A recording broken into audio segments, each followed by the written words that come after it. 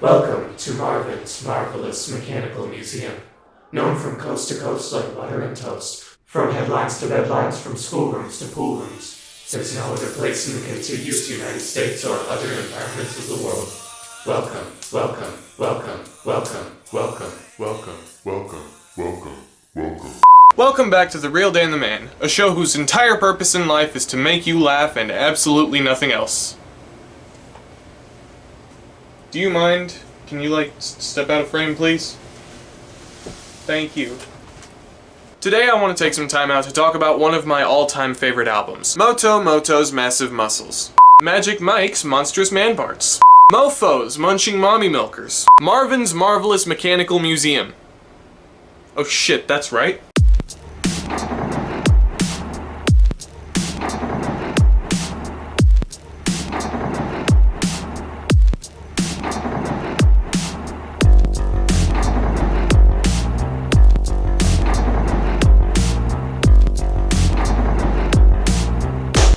Ross Fetterman, Joe Hawley, Andrew Horowitz, Rob Cantor, and Zubin Seji. The 5 members of Tally Hall got their band name from a mini mall of the same name. What made this place so special wasn't the mall itself, but an arcade located right in the middle. Marvin's Marvelous Mechanical Museum was a very weird fucking place. This appealed to these weird fucking guys so much that it inspired their first studio album, Marvin's Marvelous Mechanical Museum.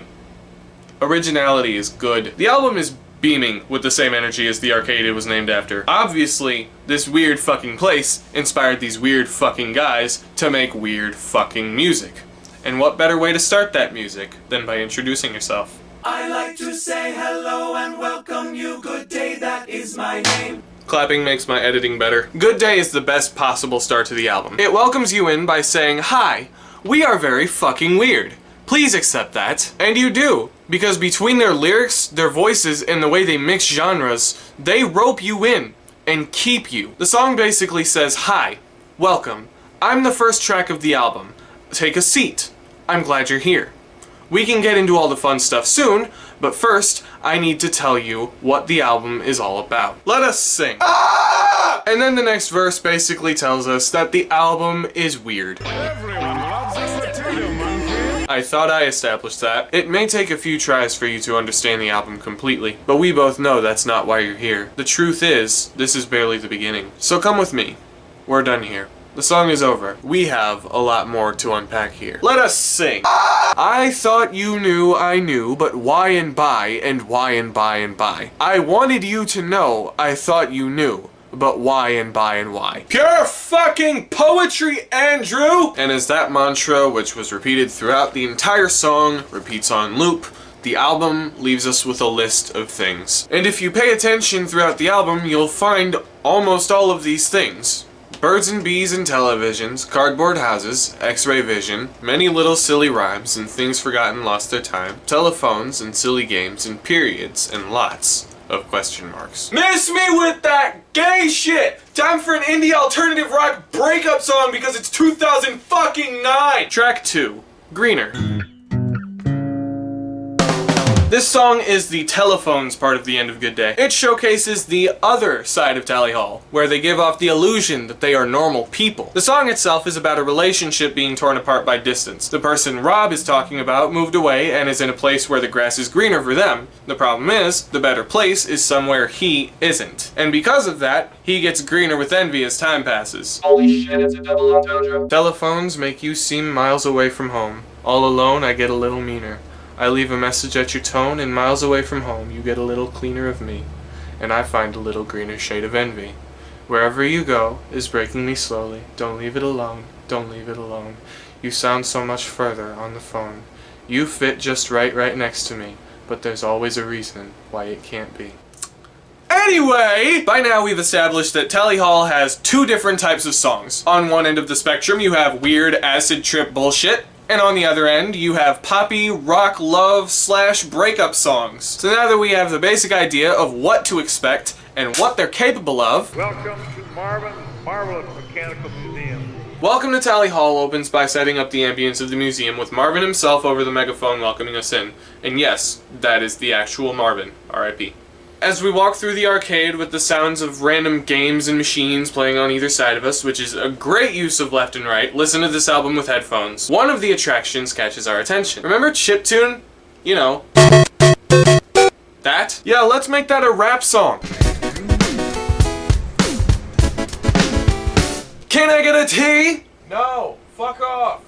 The fuck? Rob introduces them as a group of guys who kick it at the U of M and come to the museum during their free time. They pack up their mom's car, back up the Windstar, kick it and drive and arrive at the Mega Mart, slide the side hatch with pride cause their ties match, on booty duty like the name was Eddie Thatch. I like this song. It kindles joy. The chorus sums up what they want to say about themselves. We're in the mini mall, which is Tally Hall, the place they're named after. Working the carnival, which is Marvin's Mumbo Gumbo Jumbo. We like to play it all, which they really do. Their whole thing is that they have no defining genre. They make what they want, and you're gonna be fucking pleased about it! Welcome to Tally Hall. Simultaneously welcome you to the band and the place. But who's to blame? Zubin has something to say about that one. He introduces each of them one by the colors of their ties and what they do. Rob is introduced as Yellow Tie, the suave fellow who writes heterophonic tunes of how love bites. Joe is red, the proud loud guy we adore. Ross, gray, Andrew, green, Zubin, blue. The song is funny, attention to detail is on point, and you'll probably notice something new almost every time you listen to it. The music dies down with the crowd singing and clapping along, the scenery of the arcade gets reintroduced, Marvin comes back over the megaphone, and we hear an amusement park ride starting. It starts out slow, and it starts building up, and it gets louder, and more overwhelming. It builds up more, and more, and more, and more, and more, and faster, and louder, and bigger, and more intense, and then the next song starts! Taken for a Ride is about a guy looking for happiness in places where happiness just doesn't exist. You'll notice in a lot of older Tally Hall songs that they're a lot darker than they seem on the surface. They're these really upbeat deliveries with just really, really fucking dark shit hidden under them. This is one of those songs. It just takes several tries before you finally realize, wait a minute, this is fucked up. The song's protagonist, Marvin, not that Marvin, actually maybe. Marvin starts off by asking himself if he's truly happy with his life. The way I interpret it, he goes through a lot of self-searching, trying to find validation from other people by running for political office and becoming an actor. But no matter what, the only way he can even find a fleeting moment of happiness is in doing some fun shit, thrill-seeking. That's not how you find lasting happiness. So all he gets is just a momentary glimpse of it. Just one secondary smile to go that extra mile, to make me feel today, to make it go away. The chemistry is gone, taken for a ride, far away from you, no longer left inside. He ends the song having never found what he was looking for. It's really sad.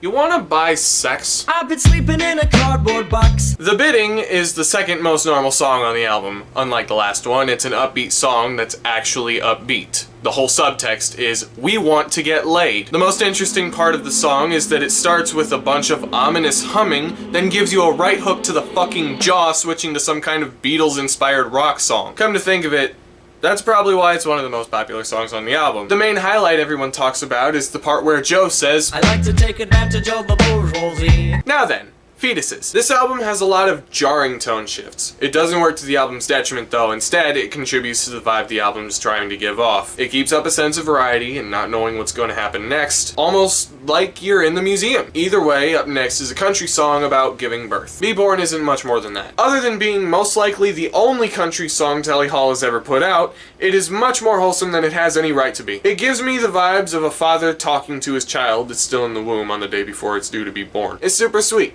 In fact, now that I think of it, I'm probably gonna learn how to play it so that I can sing it to my children. I do not have kids. But up next is where things get really fun. Banana Man is about bananas.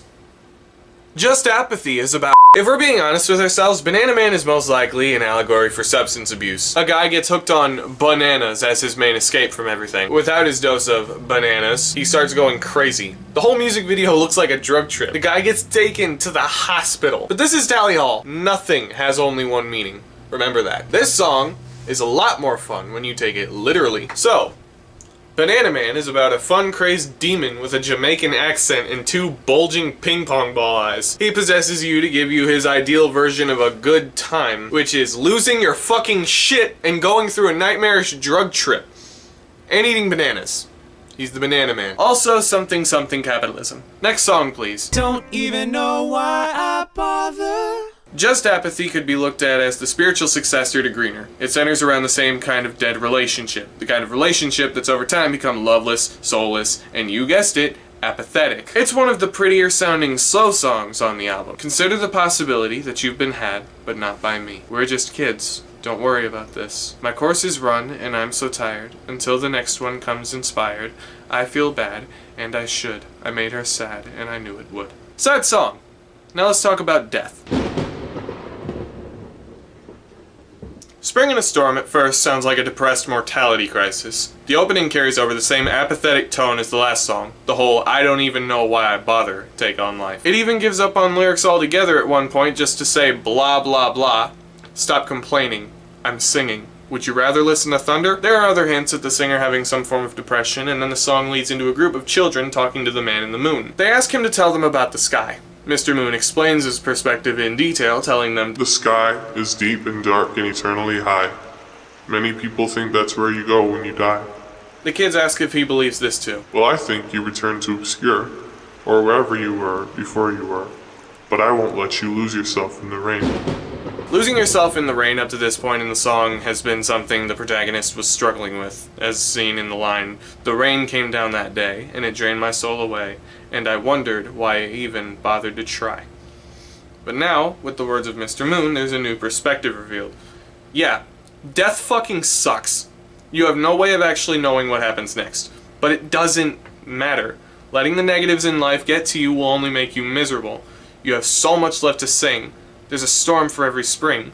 All you see, and you and me, became from a star. You're a star. Silent and explosive like a fucking supernova. Capable of creating something astronomical and fucking beautiful.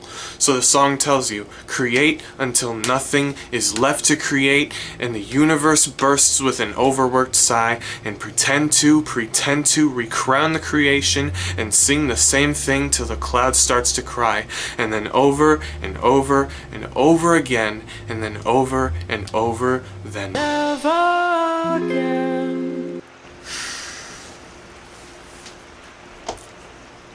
The song finishes off with the sound of rain and a little guitar riff, but you'll notice that the riff goes incomplete. It ends on an unresolved chord. They leave the door open for the story to continue. They always leave the door open. There's always more to be said. That, however, is me getting ahead of myself. The story of this album is something for a later video. For now, let's talk about the Olsen twins. Barry Kate! Two Love is the fucked up pseudo-baby of Stacy's mom and Jesse's girl with just a pinch of Stan thrown in there for good measure. Zubin sings it as a tribute to the Olsen twins because he wrote them, but they still ain't calling. It's a play on those really catchy stalker songs that get really popular, like the one that says, every step you take, I'll be watching you. This one says that I think it'd be totally cool if I hung around your apartments and enrolled in your school, and once you learn to love me, life will be alright. Once you learn to love me, life will be alright. Once you learn to love me, life will be alright. It also has this really catchy guitar riff.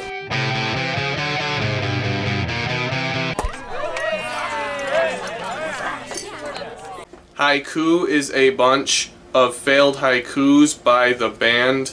It is a good song. The Whole World in You is another one of those fun, upbeat songs that's actually completely fucked, which makes it both hilarious and terrible that it was used in a Crayola commercial for small children. I remember that commercial. Somehow. The basic plot of the song is Andrew saying he's jealous of the recognition Joe's getting as leader of the band, and saying all of it through spiteful, sarcastic jabs, such as, I hope you're happy, now I've revealed the truth. I've even written this whole song about you, and not about me, and not about me. And let's not forget the music video, where Andrew literally fucking kills Joe. Of everything. Ah! Where do I even start with Ruler of Everything? It has a prelude called 13, it's the 13th track in the album, and it's 13 seconds long, and the melody of it is modeled after the chiming of a clock.